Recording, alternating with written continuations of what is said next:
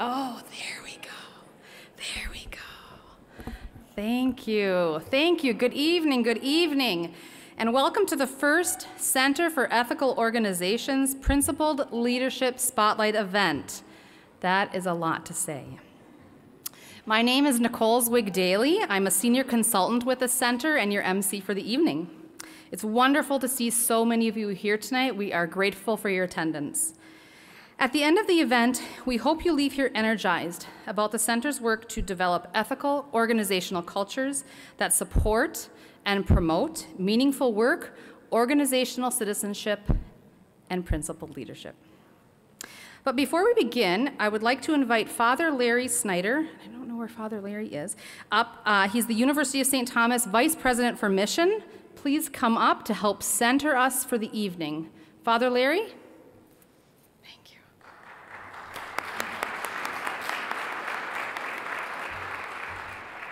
Thanks, Nicole. And good evening, and let us please join in prayer. Good and gracious God, we thank you for your many blessings showered upon us each and every day. In them, we recognize your care, protection, and love for all humanity. You call us to the awesome task of being co-creators with you in forming a society that is ethical and just. Such a society would value and benefit the welfare of all people. We're grateful for the work of the Center for Ethical Organizations and other committed groups that remind us of our responsibility to each other and show us how to work for the common good. As we strive to build organizations with strong foundations, may they be steeped in ethical behavior and work to benefit the welfare of others. For it is in working together for the common good that we build strong, vibrant communities where all people can flourish. And we ask you to bless those being recognized this evening for their ethical leadership. They are models for us to emulate. Like them, may our behavior always be rooted in the values we hold. And we make this prayer in your great name. Amen.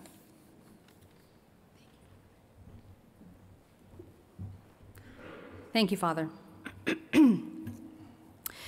And now I would like to introduce the President and CEO of the Center for Ethical Organizations, Dr. William Brendale.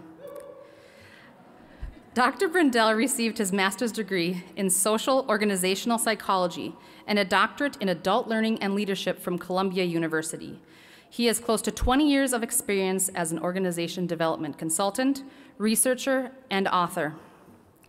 Dr. Brendale's research utilizes mindfulness practice as a method for cultivating organizational citizenship, compassionate leadership, and caring organizational cultures. His consultation and workshops have also led to measurable transformation in organizational culture and performance across the United States, China, India, and Africa. Please welcome Dr. Brendale to speak on bringing humanity back to work.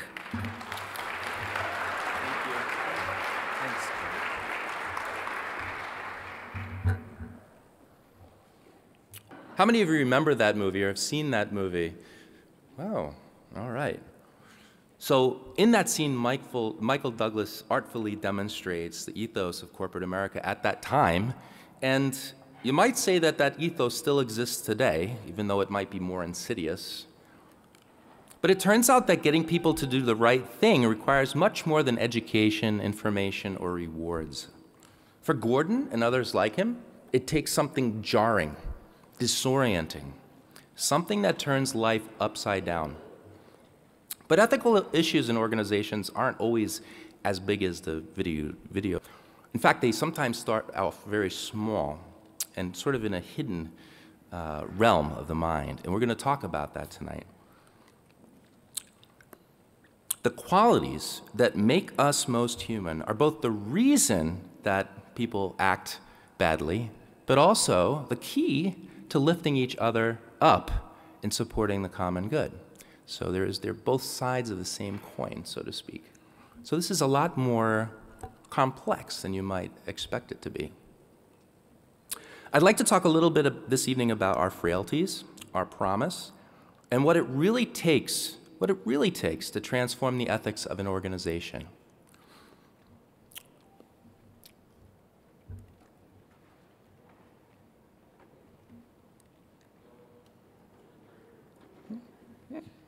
Oh, I'm looking at the wrong one.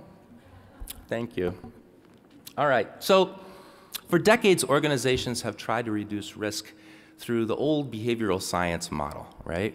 Rewards, recognition, and great, that worked out okay, but it turns out that modern behavioral science understands that it works in the near term really well, but in the long term, it's not sustainable. It actually fails, and it can even backfire. So what our center is doing is we're focusing on subconscious aspects of being at work.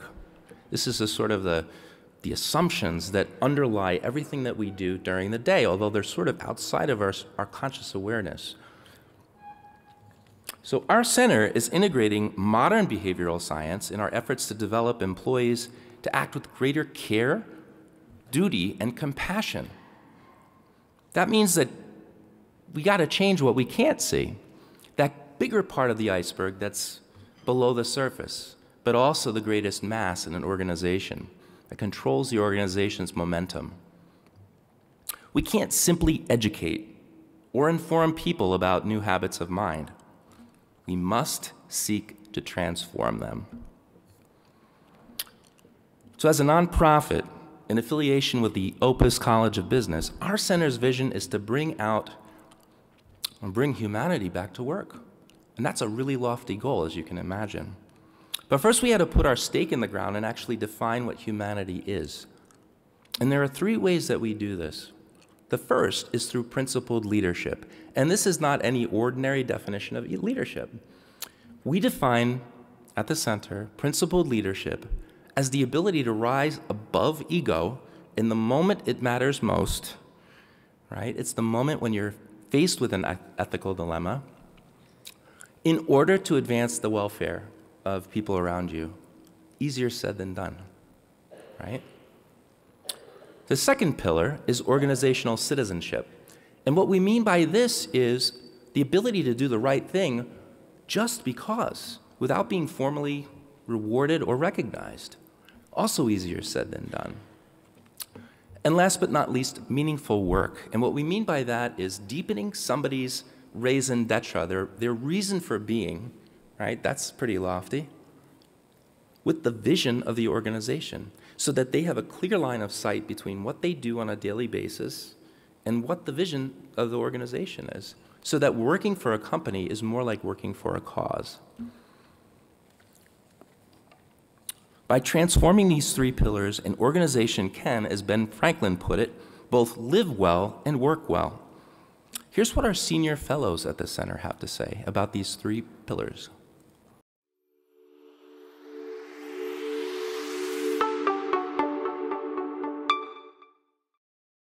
Unfortunately, I think that most people think about work as something that they have to do instead of something that they want to do.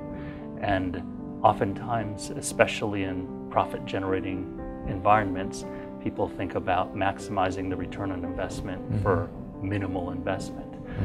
And that becomes the ethos about work, that we seek to minimize it. I remember being in the locker room at the health club one day, and 2 young guys were talking, and one of them said to the other, "You know, I was just on a golf vacation and it rained the whole time. But, you know, bad golf is better than good work." And he said it as though it was a truism, that work was, even when it was good, worse than bad golf. If I'm talking to you as a principled leader, I know that you are, you have a family. I know that you are, what hobbies you're interested in. I know the kind of person you are based on the kind of work that we've done together. And so my interaction with you is a reflection and an integration of all of that in the way that I am going to talk with you, work with you, encourage you. Nietzsche is considered kind of a pessimist and negative, but I would say in this, where he talks about life as a work of art, and so it's your responsibility to create the best artwork possible. And so that means turning around, that means going down, that means looking at the good, the bad, and the ugly of yourself and bringing it together, again, to create a beautiful piece of art. And so there's the examination, there's the narrative of putting things together, and then there's also like the orientation of orienting yourself towards certain values that can help guide your life. And so, yeah, and so that's the process, I think, at Ethos, a little bit, that's what we're trying to do here.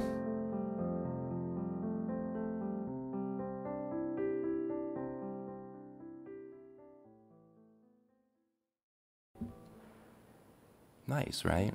It's a little touchy-feely. But it turns out that you can both live well and do well.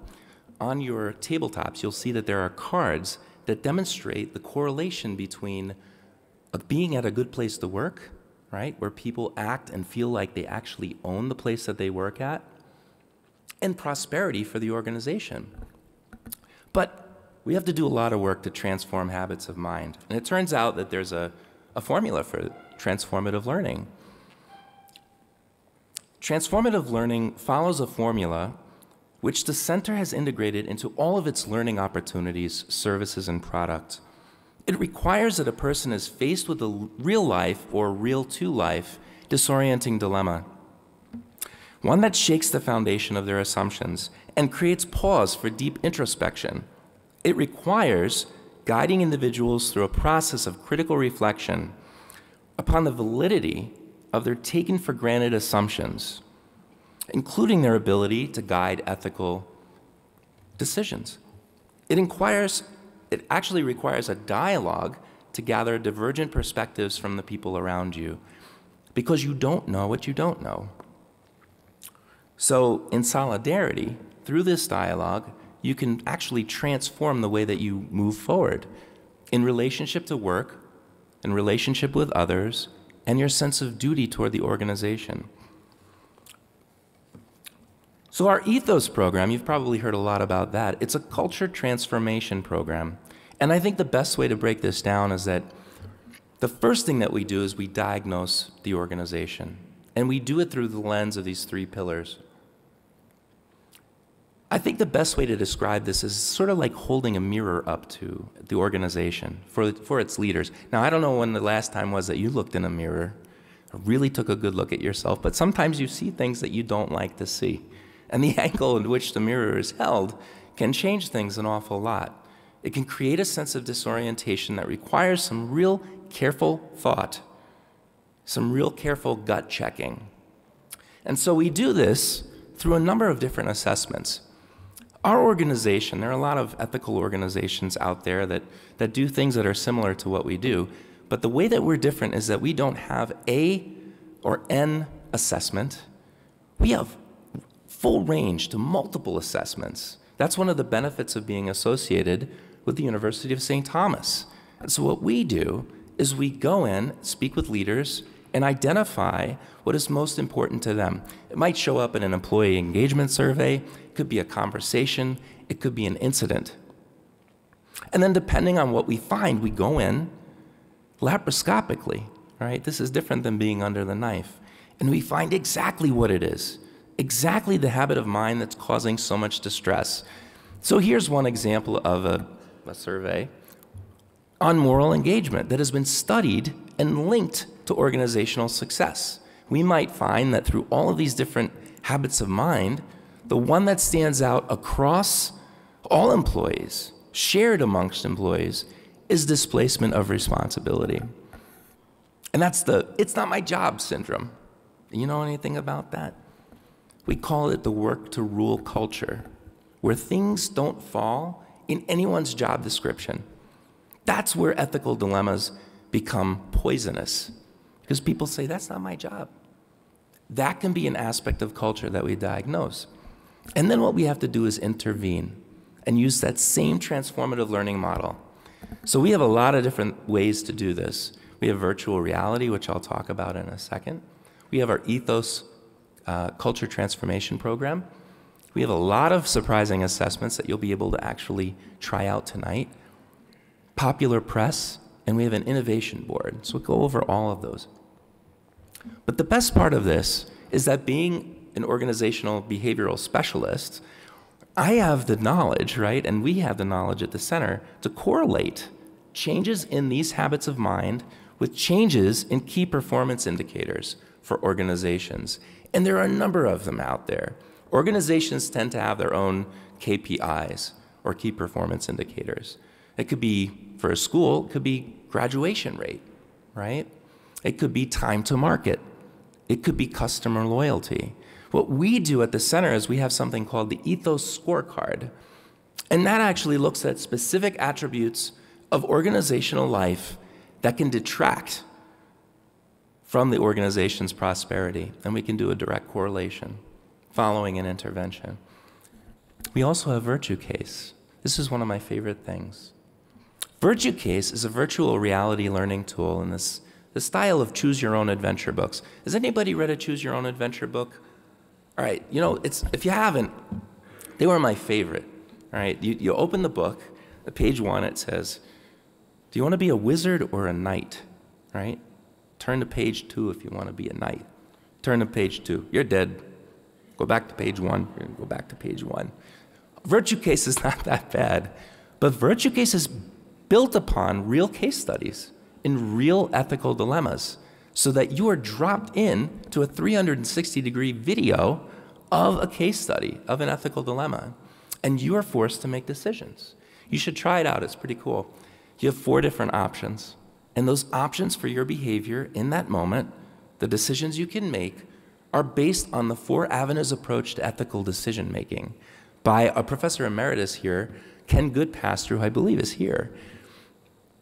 And, oh, there he is. Would you stand up, Ken?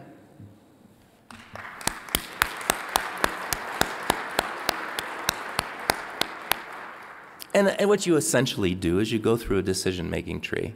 So based off of your decisions and the numerous routes you can take, you end up at an end point. And there are multiple endpoints. And the way that we use this is in the spirit of transformative learning. We drop students, people who are being onboarded into organizations, leaders who are in leadership development programs, we drop them into a real-life situation without jeopardizing their job or their confidence. And they gain the abilities that you wouldn't regularly have from a traditional education, right? Like the ability to reflect in real time on how your relationship with the other person influences your behaviors.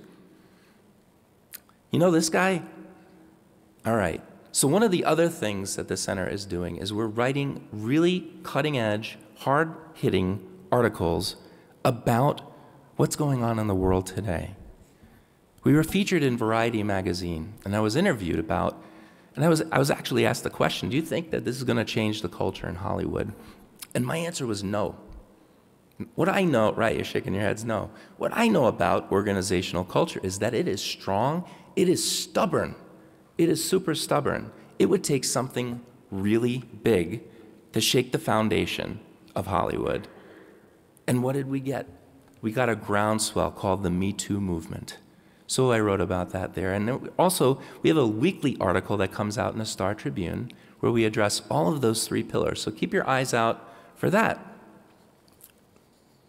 We also have several members in the audience here that are part of something called an innovation board. Now, the idea is that the center doesn't just operate as a place for sharing best practices about ethical decision-making. We're the place where new best practices are created. So we developed a holding environment with the right blend of supports and challenges for these 26 individuals to think about new ways of developing ethical cultures. So thank you to them. I'd like you to check out this video of our member portal. Welcome to the Center's new member portal. Successfully working through new ethical challenges is more enjoyable with the help of friends. In forums, members are embracing new challenges together by sharing and learning about innovative approaches and tips. Our Ethos Academy helps members customize a business case that ties their ethics initiatives with aspects of organizational performance. Ethos Academy also connects members with world-class instruction from scholars and consultants. Members are innovating together by adapting groundbreaking practices in Ethos Labs. We've also curated over 20 instruments for measuring various aspects of ethical culture. And some instruments produced by the center include auto-scoring for real-time results. Members are transforming the landscape of organizational ethics. Check out our quarterly e-magazine to learn how. It includes frameworks and fresh perspectives. CEO has a rich 40-year history. We've compiled videos, documents, and an entire historical overview. Through the member portal, you'll also receive a 50% discount off our Ethos Culture Transformation Program. Becoming a member of CEO is easy. Click on Membership, and then select the type of organization you work for. Just make sure to check that your organization isn't already a member. Embrace, innovate, and transform together with Member Portal by the Center for Ethical Organizations. My voice sounds so much better in video. Now, one of the most important things that we can do, quite honestly, to develop a new ethos in organizations and in society is to celebrate pillars in our community who are making this possible. And it takes an awful lot to do this. A lot of sticking your neck out, right? And you're part of something very historic tonight. It's the first annual Principled Leadership Spotlight event where we'll be handing out awards to 3 very unique, special individuals. And you're going to hear a little bit about them later. Next year, we're actually opening nominations for organizations in these 3 categories. So keep an eye out for nominations forms. You can get them in an email. Now, this is the most crucial part of being part of a nonprofit. We could do none of this without your support. We have a lot of member organizations. We have a lot of sponsors here. We're very, very grateful for your support. So if you're not already a member, you should consider becoming one tonight if you can.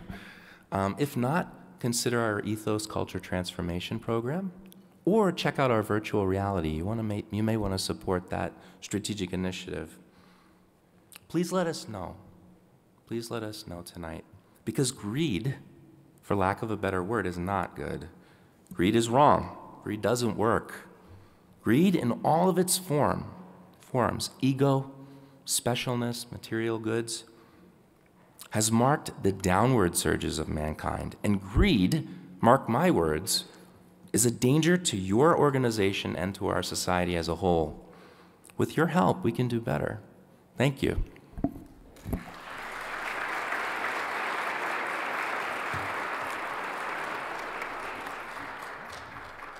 Thank you, Dr. Brendel. So at this time, we encourage you to eat a little more, drink a little more, or maybe a little less, and learn a lot.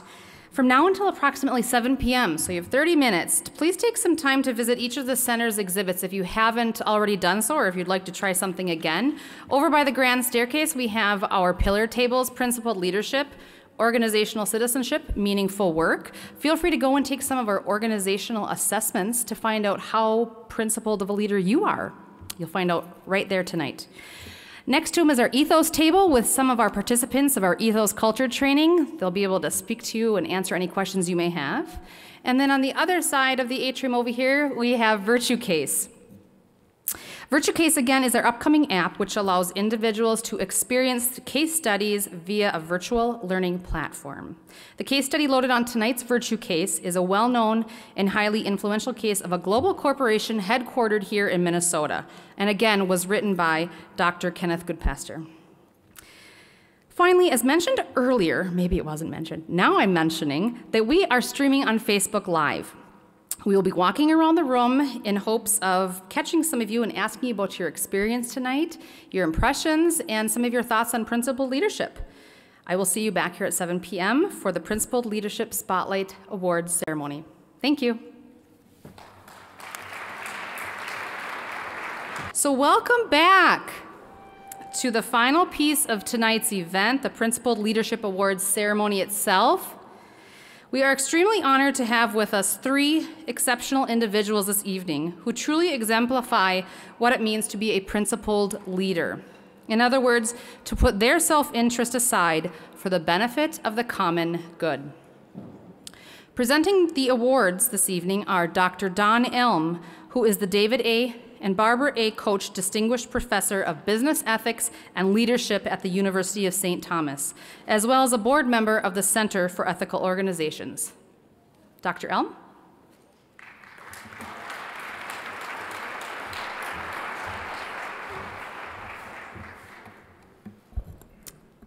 Thank you, Nicole. Good evening, everyone. Just let me get my glasses out so I can read my notes.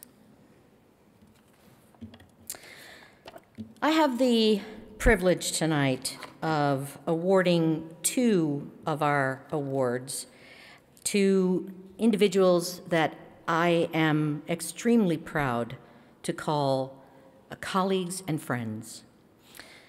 The first award is the award for organizational citizenship, which is one of the pillars, as you know, of the Center for Ethical Organizations. This award is an award that is given to someone who embodies principled leadership in a citizenship frame. So the individual who is receiving this award is a longtime leader in the financial services industry, not just as a talented executive, but a thought leader, working for reform and citizenship in that industry. He's the author of 2 books. The first book, Stewardship, Lessons Learned from the Lost Culture of Wall Street, and his second book, A Force for Good, How Enlightened Finance Can Restore Faith in Capitalism.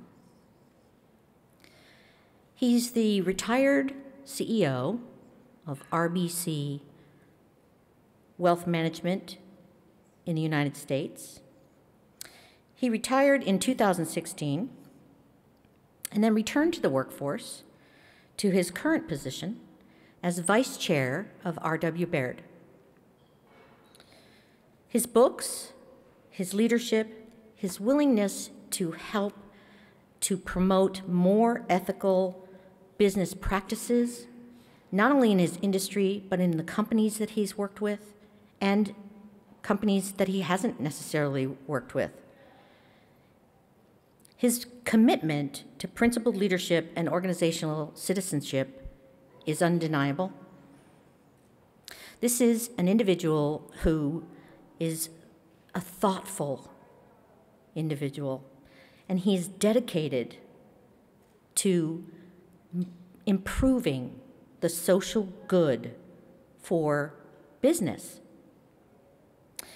He contributed in a substantial way to the evolution of this center, the Center for Ethical Organizations, from the Center for Ethical Business Cultures, which existed here for 18 years.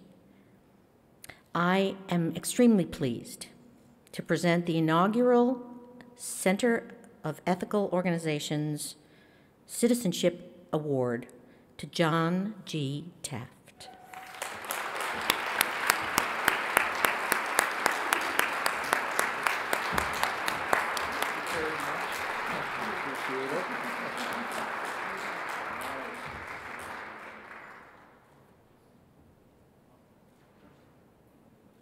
I don't want Andrew Duff.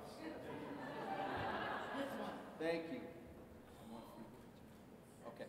All right. I wasn't sure whether this should be an occasion for some Oscar-like remarks, but I do want to just congratulate Dawn and Dean Lenway, Dean Garrison, and now Bill Brendel on the way you have navigated from what the center once was, which was a central part of principled leadership and ethical business practices in the Twin Cities, to what it is now and will be in the years ahead. If there was ever a community that needed, wanted, and supported this kind of an organization, it's the Twin Cities.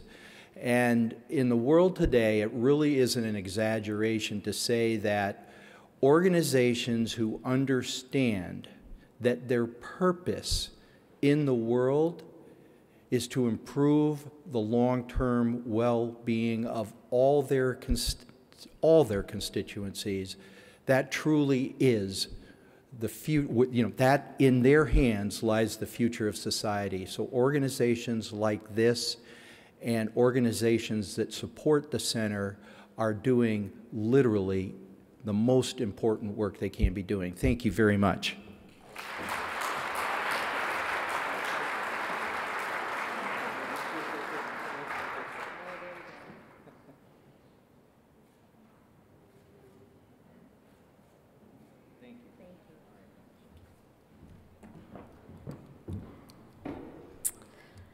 Our second award winner, who is not a surprise because John tried to steal his award, or actually turned down stealing his award, is again a longtime and experienced executive in the Twin Cities business community who embodies the qualities of a principled leader. He joined Piper Jaffray Companies in 1980 and rose through the organization to become CEO in 2000. He was the CEO of the organization until 2017, and he retired at that time as CEO, and he currently serves as the chairman of Piper Jaffray Companies. While he was CEO of the company, he led the company through an extraordinary effort to develop a culture that promoted principled leadership and ethical practices in the financial services industry. And he did this at a time where it was highly controversial for this to be something that they would undertake as an initiative. His commitment to principled leadership is clearly evident in the time and effort that he puts forth in the work that he's done with Piper Jaffray, on the boards that he serves in, on the financial and securities industries, as well as his commitment to the University of St. Thomas. He's currently on the University of St. Thomas Board of Trustees and has formerly served as a member of the Opus College of Business Strategic Board of Advisors. This gentleman is one of the most humble but exceptional leaders of business ethics and principled leadership of our time, as far as I can tell. He was, again, a significant contributor to the rebirth of the Center for Ethical Organizations into, or from, the Center of the Ethical Business Cultures. So, once again, I am very pleased to award the inaugural CEO Principled Leadership Award to Andrew S. Duff.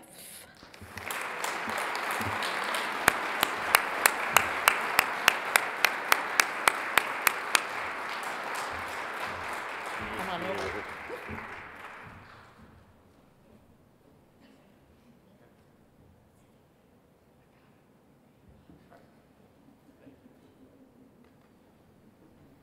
I will.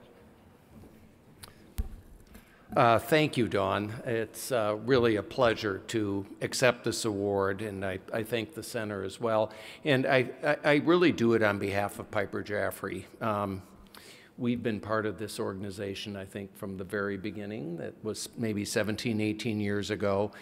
Then Chairman CEO Tad Piper felt very strongly about being part of this organization and helping not only contribute to it, but be part of the conversation and learn best practices. You know, John touched on this. Our industry, financial services, is really interesting. It's very dynamic, it's fast-paced, it's extremely competitive, it's candidly quite lucrative, and that's a difficult dynamic to do all that correctly. It's got a lot of conflicts built into it, and it's got to work on trust. So you got to find a way to navigate all that successfully. And I really believe the only way you're going to do that is with some core values, and that's what this organization is all about, helping you figure out what those are and how to do them. And maybe the final thing I was going to say for my experience was the good pleasure with Ken Goodpasture, who ended up writing one of his case studies on Piper Jaffray. We had a pretty rough experience in the research area, research conflicts. It was right after the tech bubble, and the Attorney General of New York, Eliot Spitzer, spent a lot of time on the issue, and we did some things wrong, and we had to sort him out, but it was particularly challenging because he was a very aggressive, ambitious, he went on to be, as you probably know, governor of New York and had a bunch of agendas on his own. But every semester, and I still do this, Ken is retired, but come back and I'm part of that case study and that dialogue, and I get the pleasure of being in the classroom and hearing students think it through. Part of it's a little gut-wrenching because I got to relive all the mistakes we made and what it was like to negotiate with Eliot Spitzer, which, trust me, was not easy. But you have these incredibly engaged students who really work at it and ask terrific questions and try and understand it.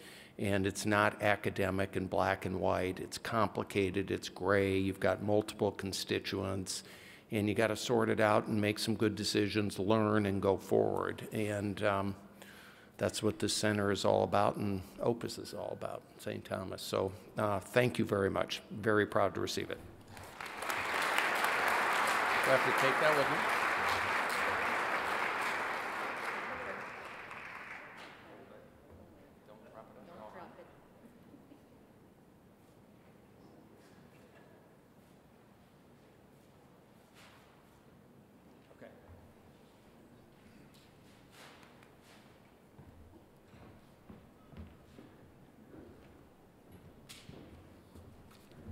I couldn't memorize everything I'm about to say about Glenn Caruso. So first of all, I'm going to put this down and talk from the heart.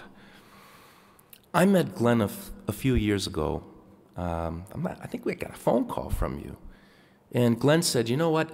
I need to learn a way. I hear you do this thing called mindfulness. I need to learn how to integrate that into my football team, right? And it's not something that you would typically think a football team would do, right? You got these big guys out there lifting weights and pushing, pumping iron and running drills.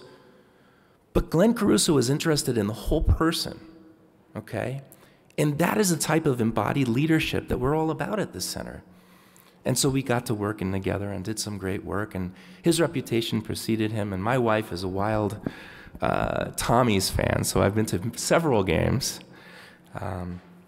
But let me tell you a little bit about what he's done on the field and off the field. He's the winningest coach in the University of St. Thomas history, number one. I think it's like 128 years. That's huge, okay? He amassed a 110-17 record. It's a .868% win. So I don't know if you even know what that means, but it's pretty impressive if you don't. He made 8 NCAA playoff appearances, including 2 Stag Bowl trips. He's won 19 postseason games. He has 6 11-plus win seasons, and he won 6 of the last 8 conference titles, all with 8-0 records. That's tremendous. But what's even more tremendous is who this person is off the field. Off the field, Glenn and his program have made a very strong impact on St. Paul and beyond. Liberty Mutual made 3 $50,000 charitable donations on his behalf, which Glenn has designated to St. Jude Children's Hospital, a research hospital, Habitat for Humanities, Twin Cities, the University of Minnesota Cancer Research Center. And during the past 10 years, Glenn and his teams have raised nearly $500,000 for charitable foundations. He's also the founder of a reading recess program at local elementary schools. I don't know where the heck he gets all his energy. I wish I could borrow some. The greatest moment so far in my fatherhood, I've got 3 young kids, happened on an evening that Glenn invited me to the football field to watch the team play. You know, Friday Night Lights kind of stuff. And my wife and I showed up with our 3 rambunctious children who were running all over the field.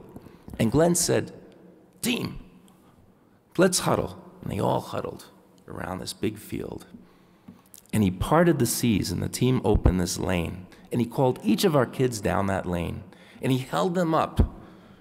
And he said, "This is, you know, so-and-so's name, Bill, Billy, Elizabeth, or Kate." And the team went wild. That's the type of spirit. Now, did he have to do that? No. Is he being formally recognized? Yes.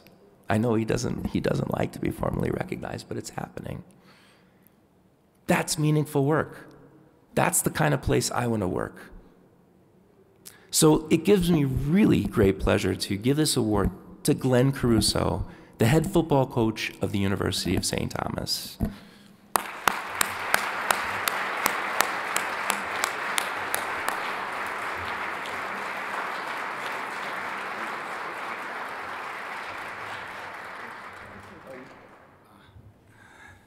So I was expressly told 3 times that there will be no speech at this. That is the truth. Matter of fact, I texted him like an hour and a half before this thing started, and I said, "Is there going to be a speech?" And he said, "Oh, no, just come take your award." So, but I did grow up in a house of Italian lawyers, and I do coach football, so if you put a microphone in front of me, don't worry about it. I can fill the time. I don't have anything prepared, but I will say this, and I love when Doc speaks from the heart, because that's the only way we speak. Would love to thank Julie Sullivan, because President Sullivan's leadership is what allows us to do these things that we do here at St. Thomas, which are pretty pivotal. And Dr. Lenway, who every time I see Dr. Lenway, it is so amazing at how quickly a smile goes on my face. And I don't know why. I don't know her tremendously well. I see her every couple of months, but I think it's because her vision and her clarity and her authenticity are second to none. And lastly, and if I neglect to mention someone, I would hope that you would blame my mind and not my heart, because there's so many people that are very pivotal. But you know, Dr. Brendel and I do a lot of work at St. Thomas, and we work like ridiculously hard. And the people who allow us to work ridiculously hard are 2 ladies that are sitting right there in the front row. Maria Brendel, who is Dr. Brendel's wife, and my wife, Rachel Caruso, who, if you are going to applaud absolutely one single thing regarding either of us, I think it should be them. So if you don't mind, please give them a quick hand. And I will say this, I think we have this, look, there's so much going on nowadays, and in the style of today's mold where people are worried about things and not substance, I think that it's really important for us to understand why we work where we do. We have this really neat little thing that connects us all, the University of St. Thomas. It's a strange little place, it is.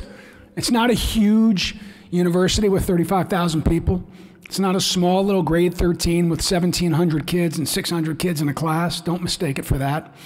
But it fits this really neat niche where it is decidedly the business leader in an upper Midwest city that is in the top 20 in terms of major media markets. And I think that to not impress upon ourselves the importance of what we do would be remiss. So I will certainly support this organization, and I hope that you will too. That's not why I was brought up here tonight to talk about that. But I do think it's important to not just realize what we do, but how and why we do it. Because years from now,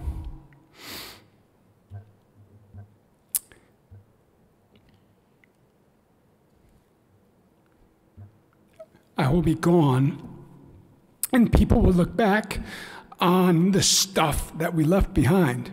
And in my case, they're going to say records and trophies and all of that, no offense, seemingly insignificant stuff that you mentioned when you introduced me. But our legacies are going to live in the hearts and minds of those we leave behind, whether it's those we coach, like Tobias, who's sitting right over there, who felt compelled to come down and be with you tonight, or whether it's Elizabeth, who we hold up. And while everybody else is telling us to worry about the dollars and the trophies and the rankings, I would urge you to think about the kid that you get to hold up through the University of St. Thomas. I'm an emotional guy. It's who I am. I'm my father's son, and I am not going to apologize for it. But God bless you all. Have a good night.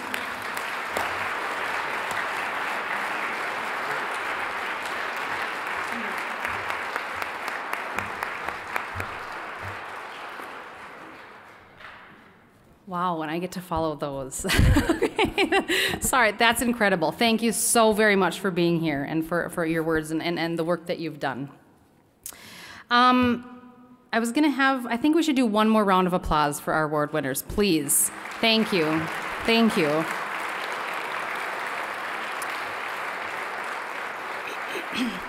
And at this time, I would like to announce the prize winners that you probably maybe remember on the invitation you received for some prizes that are here. Let's see if I can move this appropriately. Okay. So for a free spot in our Ethos Cultural Training Program, we have Justin Barnett from Deluxe Corporation, Katie T. from Isthmus Engineering Company, sorry Katie, Hans Hansen from North Star Bank. And for 50% off a CEO membership for 1 year is Sean Rockler from the LA Rockler Fur Company. And we have 5 prize winners for the Stakeholder Dialogue Painting Salon on April 18th at the Commodore Hotel in St. Paul. That's for one and a guest, actually. Cameron Thompson from the Virtuous Leadership Institute, Sherry Mohabir from the American Public Media Group, Steve Kelly from the Humphrey School of Public Affairs, Nicole Carlson from Securian Financial, and Janet DeJong from the USDA Risk Management Agency. You can please claim your prizes on your way out. Thank you. And before we leave, I want to thank, again, our event sponsors for the evening, as well as all the St. Thomas services and employees that helped with this event. That includes IT, catering, logistics, and event planning. The volunteers at all of our tables, thank you for coming. And the CEO employees, Teresa Sweeney and Kay Blankenberg, for all of their help putting this together. Meaningful work is really made meaningful because we recognize and appreciate not only the work, but the people that do the work. Thank you once again for attending the Center for Ethical Organizations Principled Spotlight event. We've been grateful for your presence, and we hope to see you again next year. Good evening.